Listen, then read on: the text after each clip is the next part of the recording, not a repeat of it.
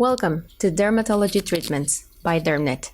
This presentation is aimed for medical students and professionals who want to refresh their knowledge on the most common topical treatments used in dermatology. By the end of this presentation, you should be familiar with the most common uses and indications for emollients, topical steroids, and some very specific topical treatments such as potassium permanganate solution and imiquimod. We will touch on a few systemic treatments and the most commonly used by dermatologists. We will also talk briefly about biological agents. Emollients and moisturisers. Although the words are commonly used as synonyms, they have different purposes. Emollients can soften and smoothen the skin, and moisturisers help the skin retain its natural moisture. There are many different kinds of moisturisers, and the right one will depend on the patient and their clinical picture. Emollients and moisturisers are used to reduce xerosis and ichthyosis by decreasing the transepithelial water loss. The key to achieve this is to maintain skin's integrity so it can perform its role as a barrier against the environment. Reducing dryness in the skin will help alleviate other symptoms such as itch. Emollients and moisturisers have also important roles when treating skin conditions and their flare-ups, such as atopic dermatitis and psoriasis. Emollients normally contain oily substances such as lanolin, glyceryl stearate, and soy sterols. Cork talked about the brick wall analogy of the stratum corneum of the epidermal barrier in his 2006 paper on atopic dermatitis. He says in healthy skin, the corneodesmosomes are like iron rods, and they are intact throughout the stratum corneum. At the surface, the corneodesmosomes start to break down as part of the normal desquamation process, analogous to iron rods rusting. This is illustrated in section A.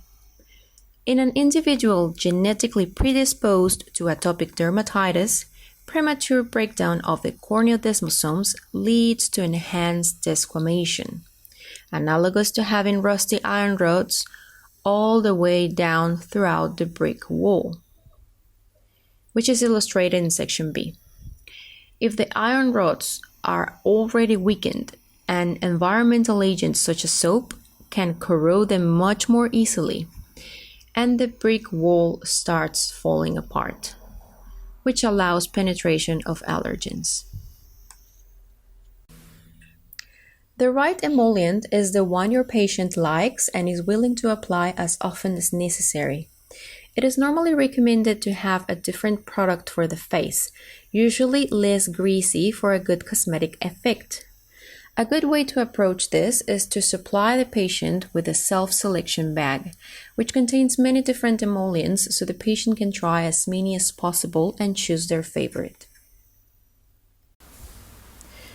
Emollients and moisturisers are best when applied in the direction of the hair growth. This reduces the risk of developing folliculitis. Bath emollients are designed to be used in the bath or shower, and they substitute soap. Always recommend your patient to apply moisturisers immediately after bathing or showering, as this helps trapping the water in the skin. However, they can be applied at any time. If you would like to learn more about moisturisers, the British Association of Dermatologists has a fantastic video you can find online. How often and how much to apply will depend on how dry is the skin. However, adult patients with atopic dermatitis will in average need 500 grams per week. Hence the need to prescribe a product your patient tolerates. Emollient preparations contained within pots should be removed with a clean spoon or spatula, never with the fingers. This is to reduce bacterial contamination of the emollient. As with any other treatment, there are some potential side effects we must make our patients aware of, such as contact allergy, folliculitis, staining, slips, and falls. The risk of ignition is particularly high when using liquid paraffin and white soft paraffin, as it is flammable. Always recommend patients to avoid smoking when using these products. Humectants are products designed with small molecules that enter the epidermis and exert an osmotic effect. The most common ingredients in these products include urea, lactic acid, and propylene glycol.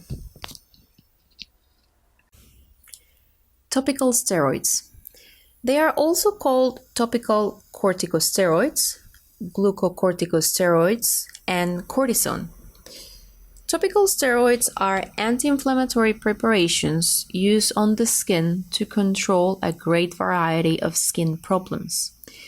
We can find different steroids in different concentrations and presentations. For example, on your screen you can see the same steroid at the same potency, but in two different presentations, cream and ointment. Ointments are better to treat very dry skin and, for example, psoriasis on the feet. How does a topical steroid work? Ordóñez et al. Explains in his 2014 paper the mechanism of action of corticosteroids. Corticosteroids diffuse across the cell membrane and bind to intracellular receptors that translocate into the nucleus. This complex interacts with DNA, resulting in altered transcription of various corticosteroid-responsive genes. Corticosteroids have diverse physiological effects and directly or indirectly regulate several different immune cells as shown here.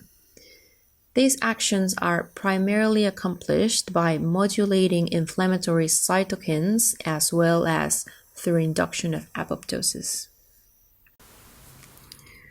Topical steroids potency will depend on the specific molecule, the amount that reaches the target cell, absorption through the skin, and formulation. Occlusion can increase penetration, thus increasing absorption. There is little point in diluting a topical steroid as their potency does not depend much on concentration, and diluting the product does not reduce the risk of adverse effects. After the first 2 or 3 applications, there is no additional benefit from applying a topical steroid more than once daily. A topical steroid is absorbed in different rates depending on the skin thickness. The greatest absorption occurs through the thin skin of eyelids, genitals, and skin creases, where a potent steroid is best avoided. The least absorption occurs through the thick skin of palms and soles, where a mild topical steroid is ineffective. Absorption also depends on the vehicle in which the topical steroid is delivered and is greatly enhanced by occlusion. How are topical steroids classified? Well, it depends on the potency of each steroid. We have superpotent, potent, moderate, and mild. Stronger steroids tend to be used on the body, while weaker steroids tend to be used on the face and skin folds. Here you can see a list of emollients and plain steroid creams funded in New Zealand in 2020. This list may have changed by the time the presentation was published, so please always keep up to date with which products are funded in your community. It is important to note this is not an exhaustive list. If you're based in New Zealand, always refer to Pharmac's schedule for current information. Superpotent or very potent topical steroids are up to 600 times as potent as hydrocortisone. Some examples include clobetasol and betamethasone. Different presentations allow us to target different body areas. For example, Clobetasol with the scalp application can be used to treat scalp psoriasis. Potent steroids are between 100 and 150 times more potent than hydrocortisone. We have several examples in many different presentations, ranging from lotions and creams to ointments. Moderate steroids are between 2 and 25 times more potent than hydrocortisone. This can be used for short-term periods on the face and flexural areas.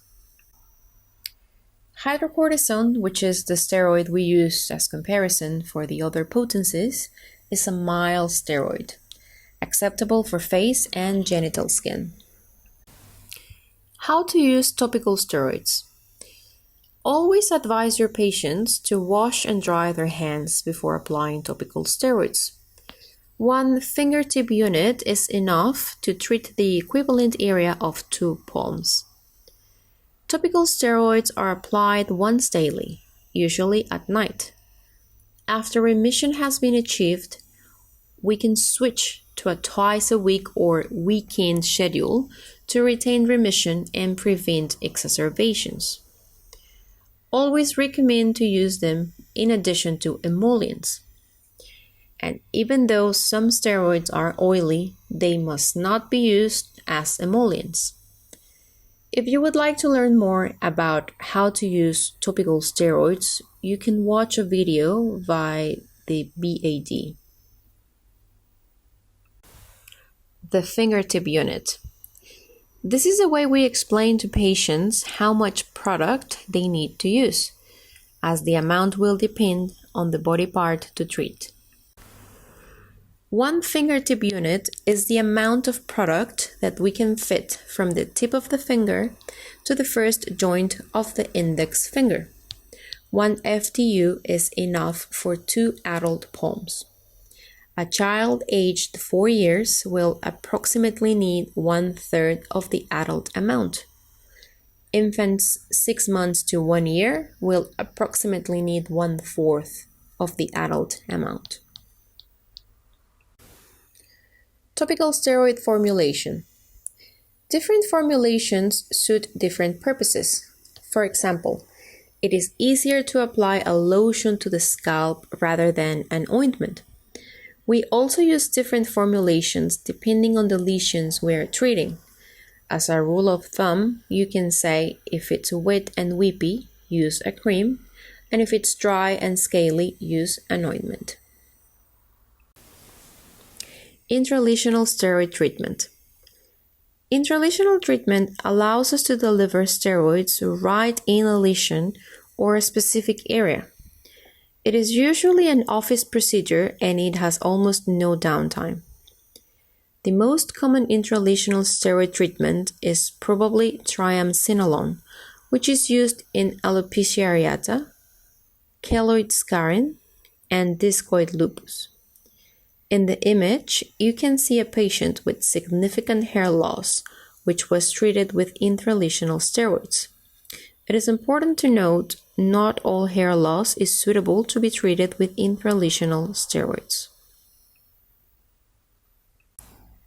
Bandages and hydrocolloid occlusion are techniques used to amplify absorption when we're using topical steroids, normally recommended for a short term only. It is very helpful to break the itch-scratch cycle in patients with atopic dermatitis.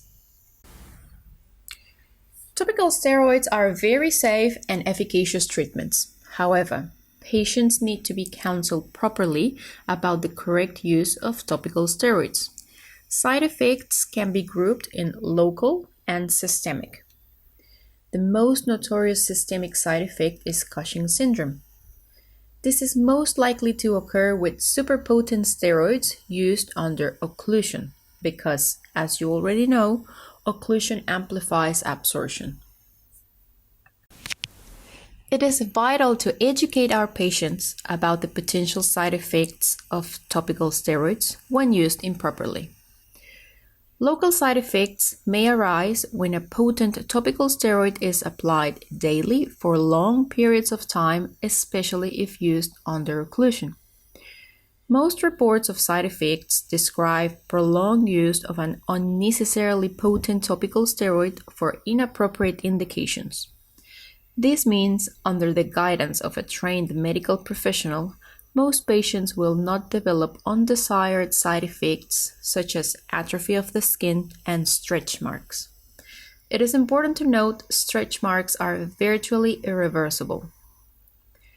Remember, topical steroids can cause, aggravate, or mask skin infections such as impetigo, tinea, herpes simplex, malassezia folliculitis, and molluscum contagiosum. Note, topical steroids are still the first-line treatment for infected eczema. In this picture, we can see the result of improper use of topical steroids. This patient developed perioral dermatitis after weeks of applying a potent topical steroid regularly. Other cutaneous side effects include steroid rosacea, corticosteroid withdrawal, pustular psoriasis, etc. If you want to learn how these side effects look, head over to DermNet to find an excellent collection of clinical pictures. Other common side effects include easy bruising and tearing of the skin, telangiectasia, and hypertrichosis. This is an example of how inappropriate use of steroids can have a serious impact on people's lives.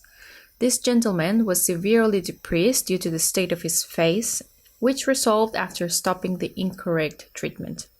And you can see the change is dramatic. Potassium permanganate soaks is a very useful treatment in dermatology. It dries up wet and weeping skin conditions such as eczema or bullous pemphigoid. Patients should soak for 10 minutes in diluted potassium permanganate solution at 1 in 10,000 concentration.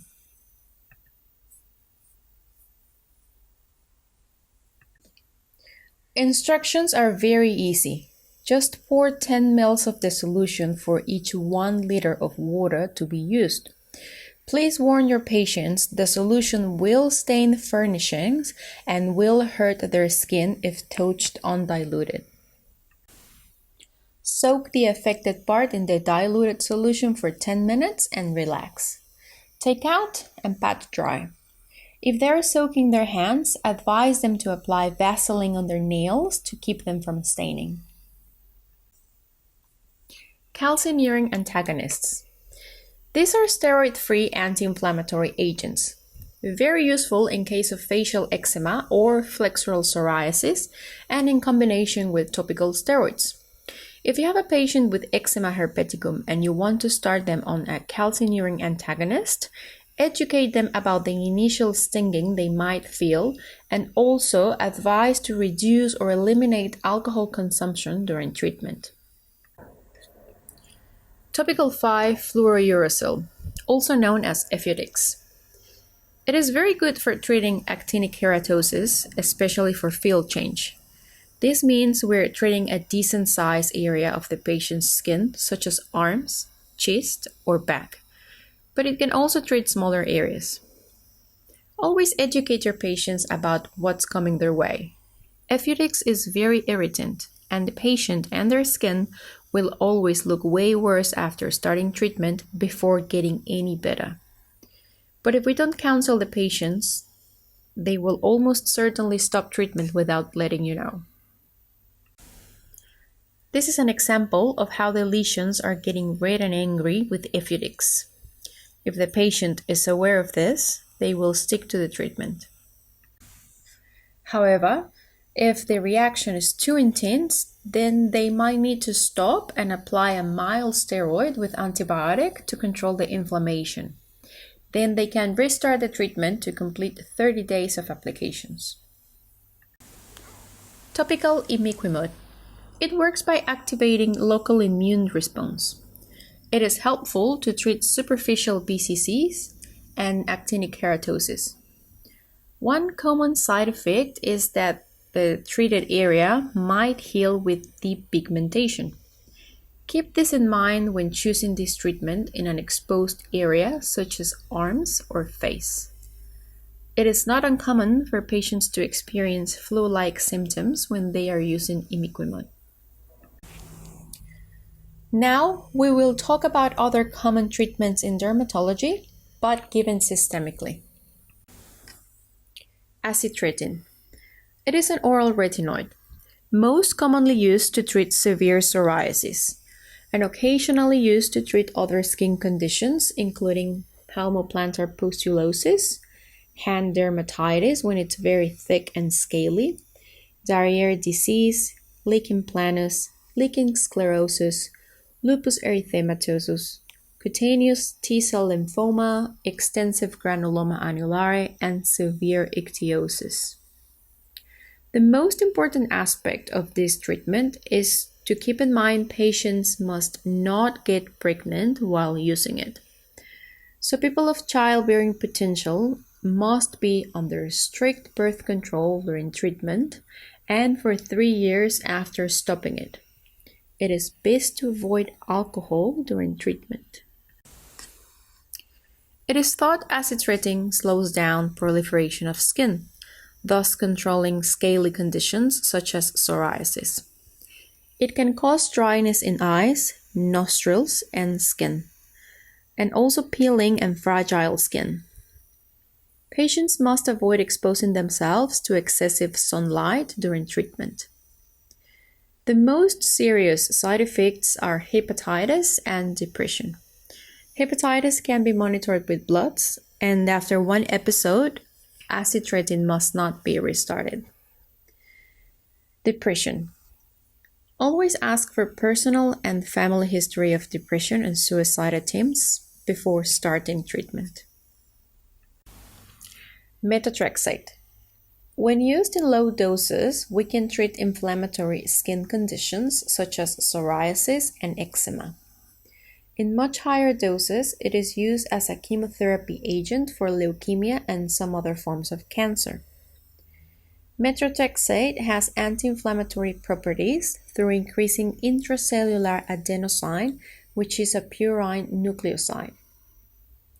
Methotrexate has immune modulatory effects by reducing the homing of T cells to the skin, reducing oxidative inflammation in other immune cells like neutrophils and monocytes, and alters immune signals sent between cells by inhibiting cytokine release from monocytes and macrophages, and decreasing tumor necrosis factor alpha, interleukin 10, and interleukin 12.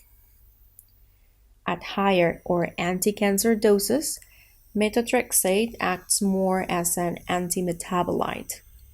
This means it reduces the speed the skin cells proliferate because it antagonizes vitamin B. Other skin diseases that respond to methotrexate include atopic dermatitis, pityriasis rubra pilaris, pemphigus, and other forms of chronic hand dermatitis, chronic spontaneous urticaria, immunobullous diseases such as bullous pemphigoid or pemphigus, morphea or localized scleroderma, cutaneous lupus erythematosus, and lichen planus. Care should be taken when prescribing methotrexate in patients with low blood counts, including anemia, leukopenia, or thrombocytopenia.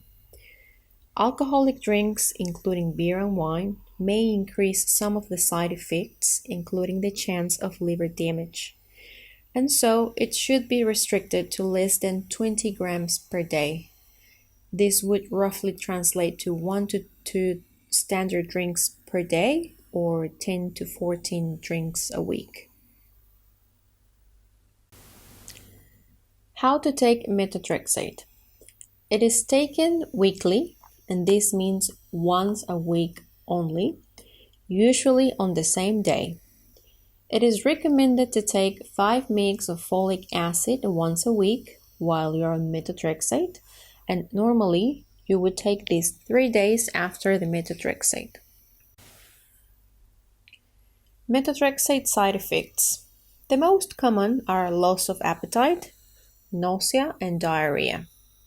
The most serious ones are blood count abnormalities, liver toxicity, and lung disease.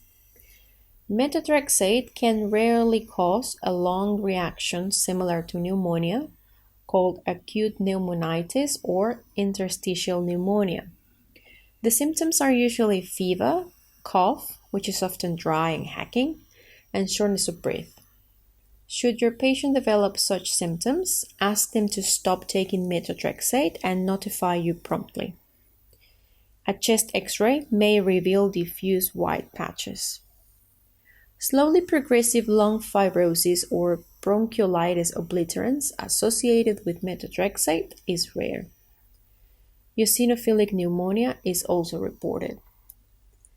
As with acute pneumonitis, chronic lung disease usually affects patients with rheumatoid arthritis on methotrexate. Cyclosporin is used for conditions that affect the skin, but also other conditions that affect other body organs. It is an immunosuppressant medication that is used to treat some inflammatory illnesses as well. Cyclosporin works by selectively blocking calcineurin in the T cells of our immune system. Other least common skin conditions for which cyclosporin is sometimes used include pyoderma gangrenosum, dyshidrotic eczema, chronic urticaria, Behçet disease, pityriasis rubra pilaris, dermatomyositis, pemphigus vulgaris, lichen planus, hidradenitis suppurativa, prurigo nodularis, and systemic sclerosis. Contraindications for cyclosporin include current active cancer, except non-melanoma skin cancer, uncontrolled hypertension or renal impairment, and uncontrolled infections such as hepatitis, tuberculosis, and HIV. Cyclosporin can interact with some food, such as grapefruit and other medications. It is important to check for interactions before starting any new medication while on cyclosporin. Some common medications that interact with cyclosporin include simvastatin and atorvastatin. Suitable replacements are fluvastatin and pravastatin or rosuvastatin. Non-steroidal anti-inflammatory drugs or NSAIDs such as indomethacin and naproxen. Antibiotics such as sulfamethoxazole, trimethoprim, rifampicin, erythromycin, ciprofloxacin, tobramycin, and gentamicin. Anti-epileptic medications such as phenytoin and carbamazepine. Antifungals like amphotericin B, ketoconazole, itraconazole, and fluconazole. Anticoagulation medications such as warfarin and dabigatran. And with these medications, the interaction will increase the risk of bleeding. And of note, cyclosporin can also interact with St. John's wort. Cyclosporin side effects. There is a small increased risk of certain malignancies, especially cutaneous squamous cell carcinoma and lymphoproliferative disorders such as lymphoma. Biologics. Biological treatment and biologic refers to bioengineered monoclonal antibodies. These are made by laboratory animals against a target antigen. The antibodies are monoclonal. This means that they are clones of each other and the entire clone seed attaches to the same type of epitope. Biological treatments are used to treat severe and refractory cases of autoimmune diseases. Contraindications to a biological treatment include allergy, ill health. This is because biological treatments suppress the immune system, increasing the risk of certain infections, and lack of vaccinations. Side effects and risks of biological treatments relate to suppression of components of the immune system and induction of allergic reactions. TNF inhibitor is a pharmaceutical drug that suppresses the physiologic response to tumor necrosis factor, which is part of the inflammatory response. It has an increased risk of reactivation of tuberculosis, and it may not be pulmonary. IL-17 inhibitor, or secukinumab, is a monoclonal antibody approved for psoriasis, psoriatic arthritis, and ankylosing spondylitis. It can exacerbate IBD and candidiasis. Dupilumab works by targeting and binding to interleukin-4 receptor alpha subunit, IL-4RA. This prevents interleukin-4 and interleukin-3 signaling. This inhibits the inflammatory response, including the release of pro-inflammatory cytokines, chemokines, nitric oxide, and IgE. Dupilumab is an interleukin-4 receptor alpha antagonist. In dermatology, we use it to treat severe atopic dermatitis. One potential side effect is corneal surface disease or severe conjunctivitis. That's the end of our presentation. Thank you very much for watching and see you next time.